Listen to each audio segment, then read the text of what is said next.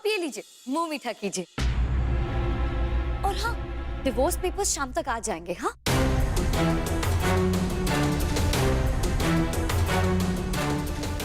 लड्डू। और नहीं तो क्या, इतने खुशी के मौके पर मुंह मीठा करना तो बनता है समधन जी।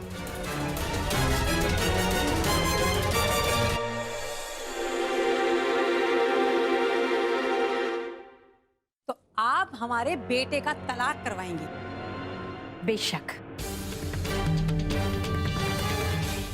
जिस ससुराल में हमारी बेटी और हमारी नातन को नकारा गया हो, वहां पे रहने से तो अच्छा है कि इसका तलाक हो जाए और ये अपने मायके में रहे।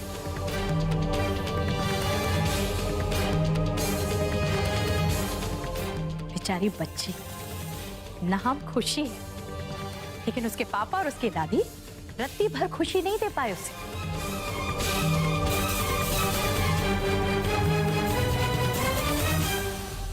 अब वैसे आप लोग चिंता मत कीजिए, हमने अपने वकील से बात कर ली है, शाम तक आपको नोटिस आ जाएगी।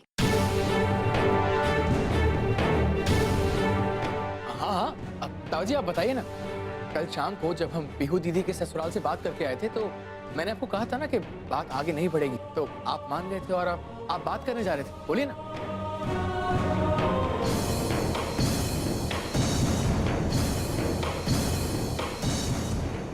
हाँ मुरली,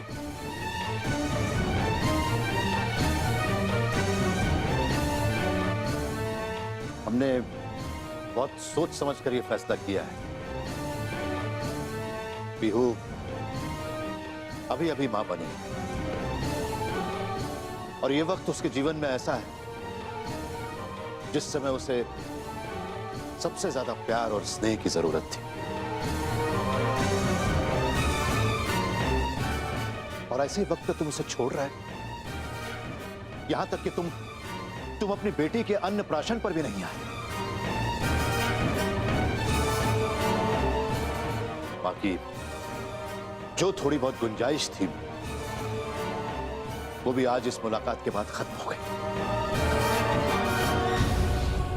इसलिए तुम दोनों के लिए बेहतर यही होगा कि तुम दोनों एक दूसरे को छोड़ दो।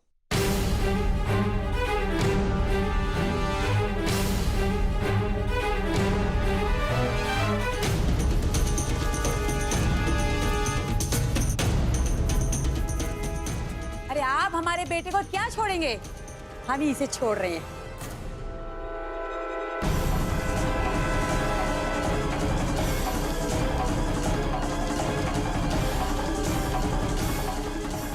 पीहू, तुम्हारा क्या कहना है? तुम्हें ये सब मंजूर है?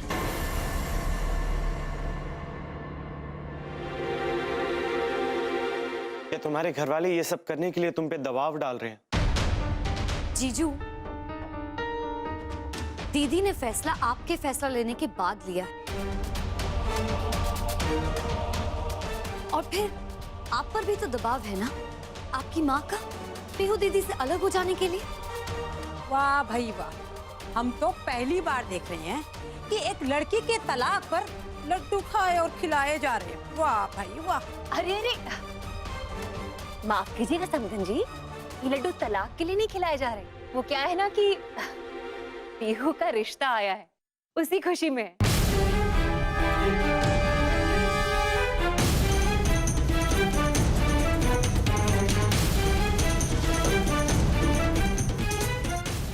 और वैसे भी अभी अभी दीदी ने हाँ की है।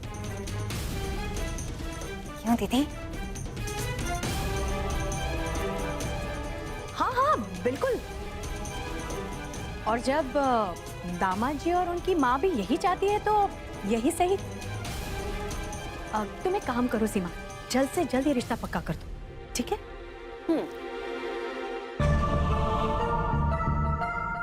मानना पड़ेगा सीमा, तुम्हारी भाभी ने क्या रिश्ता बताया है। वैसे बहन जी, लड़का अभी अभी अमेरिका से आया है और उसे पीहू और खुशी दोनों पसंद है।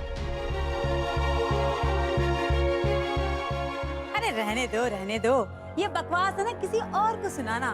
क्या हम समझते नहीं है कि एक छोड़ी हुई लड़की को भला कौन गले लगाएगा? हाँ, एक्सक्यूज मी आंटी, पीहू दीदी कोई ठुकराई हुई लड़की नहीं है। इनफैक्ट वो ठुकरा रही है आपके बेटे को।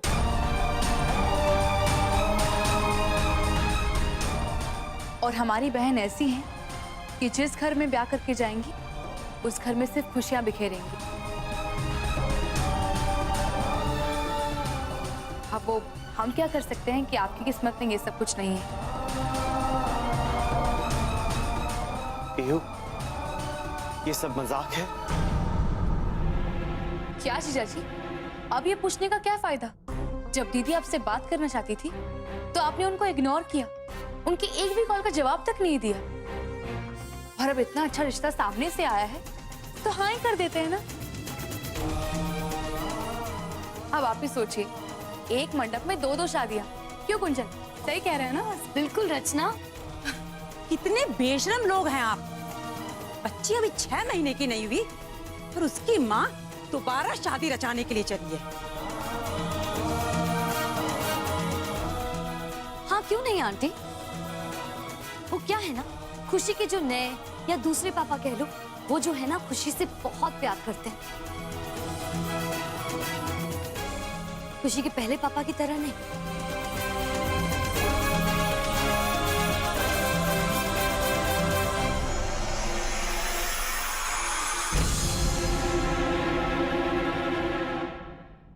मैं अपनी खुशी से बहुत प्यार करता हूँ।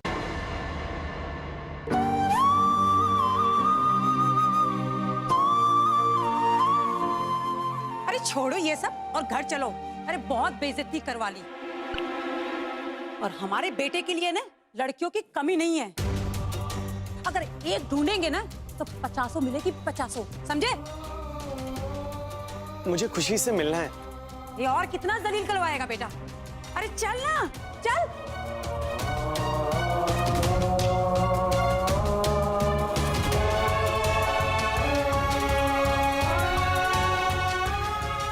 अरे जीजू, शादी में जरूर आना, कार्ड भेज देंगे।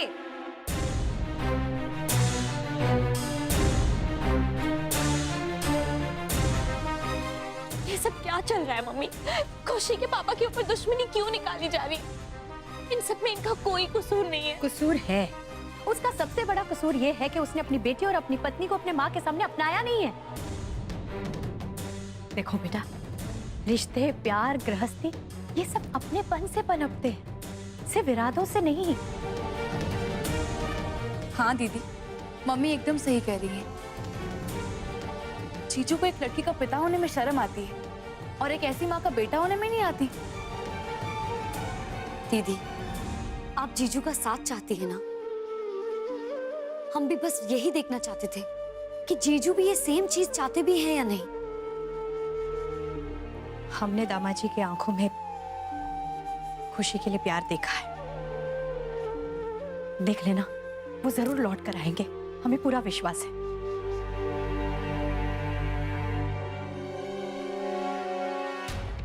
माँ एक मिनट। अरे क्या हो गया है तुम्हें मुरली? उनकी कोरी धमकियों से डर गए हो? अरे समझो बात को, एक शादीशुदा बच्चे वाली लड़की से कौन शादी करेगा? अरे बकवास करते हैं ये लोग। हम तो कहते हैं कि इन लोगों से पीछा छुड़वाओ और आगे बढ़ो। लगता है वो चले गए। देखिए ना, वो अभी तक नहीं आए। दीदी, वो जरूर वापस आएंगे। मैंने जीजू की आंखों में वो प्यार देखा है। वो प्यार उन्हें वापस जरूर खींच कर लेकर आएगा। और अगर नहीं आए तो वो आपके साथ जीने के लायक नहीं है दीदी। जीवन साथी उससे बनाया जाता है जो आपको सच्चा प्यार करे, जो आपको पूरी तरह से चाहे। और अगर ऐसा नहीं है तो उसे दिल से बाहर निकाल देना चाहिए।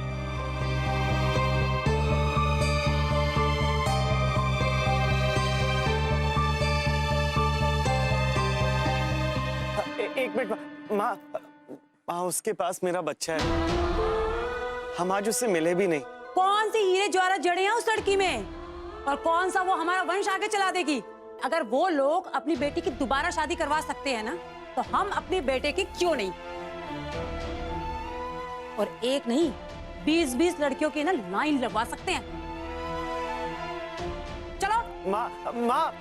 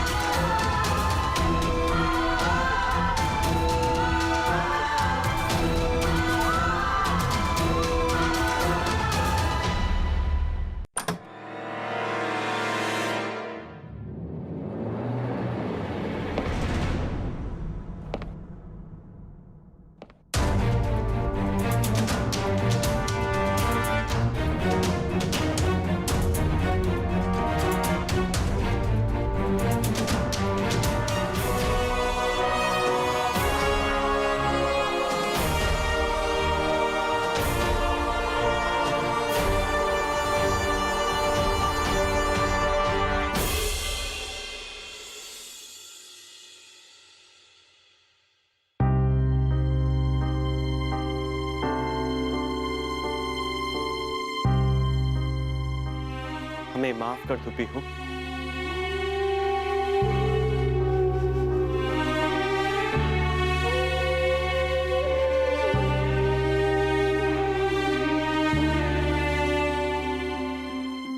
हमें एक और मौका मिलेगा।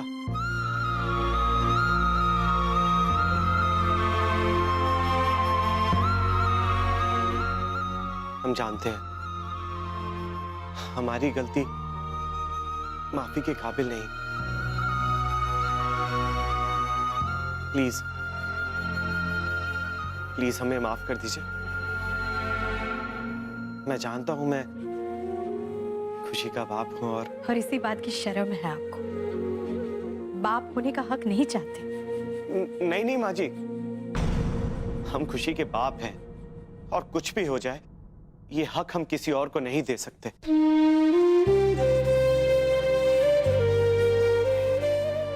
एक मिनट जीजू, ये जो कुछ भी आप अभी कह रहे हैं, ये सब कहने की इजाजत आपने अपनी माँ से ले ली है?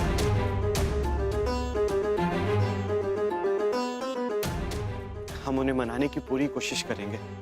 और अगर वो नहीं मानी तो? नहीं मानी तो हम अपने परिवार के साथ कहीं और रहेंगे।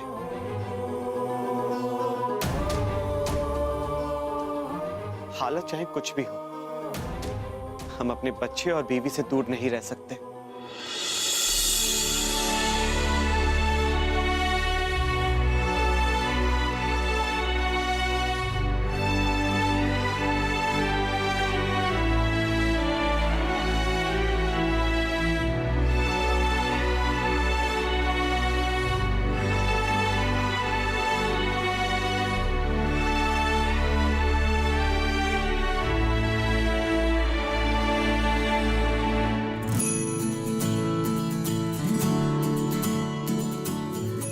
तुम जहां जाती हो छा जाती हो।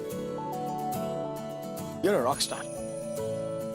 वो तो है, लेकिन रॉकस्टार कोई भी अकेले नहीं बनता है। एक रॉकस्टार के पीछे एक पूरी फौज होती है। क्यों मौसा जी, क्यों मौसी माँ?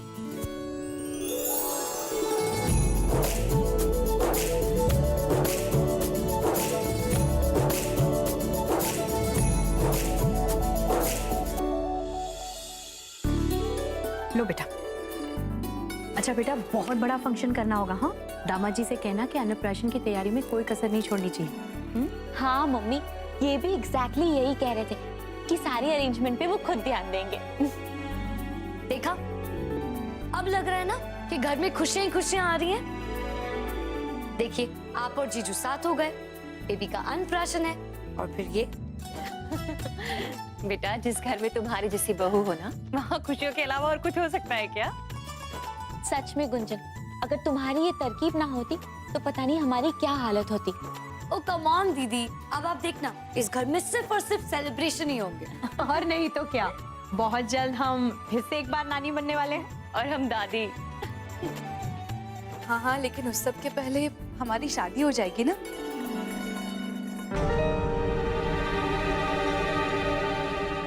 ओहो, इस सब के चक्कर में तो हम केटी को खुशखबरी देना तो भूल ही गए। हम बस अभी उन्हें फोन करके आते हैं। गुंजन बेटा, अभी इमली की जान छोड़ो और जाकर अपनी सुबह की दवाई ले लो। अच्छा रुको, हम खुद लेकर आते हैं।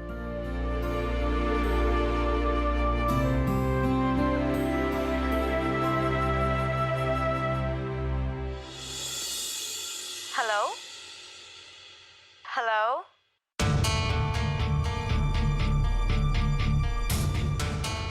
हेलो,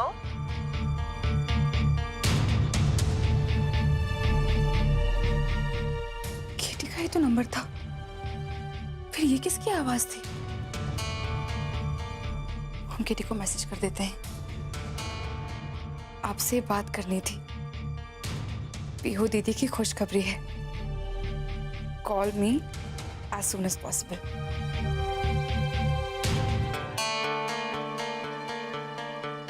क्या बात है लैला? कुछ नहीं, हम बस यही सोच रहे थे कि घर में सब कुछ कितना अच्छा जा रहा है ना।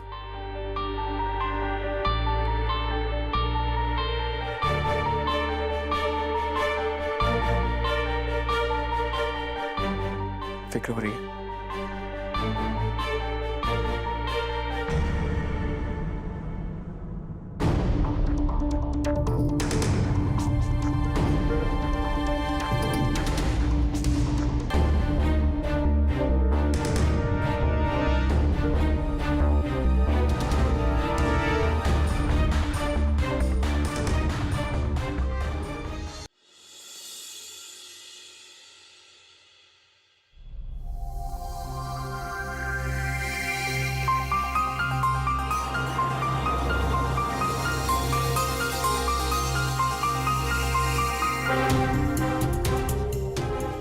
फोन करने से अच्छा है कि हम खुद ही मिलकर खबर दे के आते हैं। रचना, कहाँ जा रहे हैं? अब केटी से मिलने के लिए हम बस यूं गए और यूं आए। अरे लेकिन इतनी जल्दी? रचना,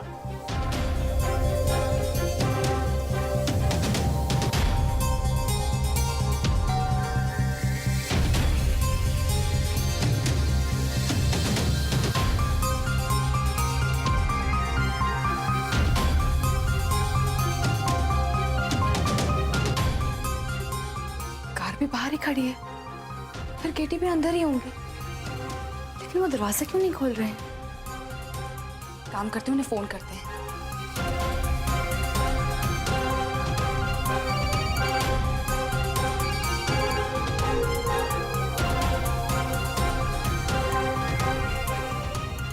अरे फोन भी नहीं उठा रहे हैं। रचना अभी तक वापस नहीं आई। पता नहीं क्यों उस बेकार केटी के पीछे पगलाई हुई है। मयंक, गलतियां किससे नहीं होती है? इसका मतलब ये तो नहीं है ना कि हम उन्हें दूसरा मौका नहीं दे। और फिर घर में लगभग सभी ने केटी को माफ कर दिया, तुम क्यों अड़े हुए हो? देखो, दीदी और जीजू के साथ भी तो कुछ ऐसा ही हुआ ना, लेकिन दीदी ने जीजू को माफ कर दिया। लेकिन मैं केटी को कभी माफ नहीं करूंगा। जीजू की बात अलग है, लेकिन केटी को जितने मौके दिए जाए वो रचना को सिर्फ हर्ट करेगा, and I know that. Mayank, तुम क्यों इतने परेशान लग रहे हो?